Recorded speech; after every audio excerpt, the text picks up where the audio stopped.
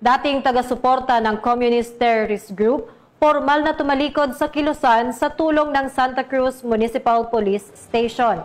Magbabalita dyan si Police Master Sergeant Robert Basan Abella Jr. Bandang alas 10 ng umaga, November 3, 2025, matagumpay na naisagawa ng mga Intel personnel ng 2nd Ilocos Sur Provincial Mobile Force Company sa pangunguna ni Police Major Ryan T. Afos, OIC Force Commander, ang formal na pag-withdraw ng suporta ng isang dating taga-suporta ng Communist Terrorist Group o kilusang KLG-SIS. Ang naturang individual na itinago sa alias Elsa, 54 na taong gulang, may asawa at residente ng Barangay Kasilagan, Santa Cruz, Ilocos Sur, ay dating kasapi ng mga taga-suporta ng CTG.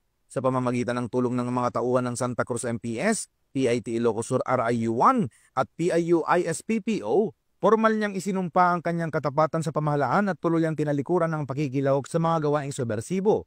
Ang kanyang pagbabalik loob ay alinsunod sa Whole of Nation approach ng pamahalaan sa ilalim ng Executive Order No. 70 o NTF-LCAP na layuning tapusin ang lokal na problema ng insureksyon sa bansa. Bilang suporta, pinagkalooban din siya ng cash assistance na nagkakahalaga ng 500 pesos mula sa LCAC Fund.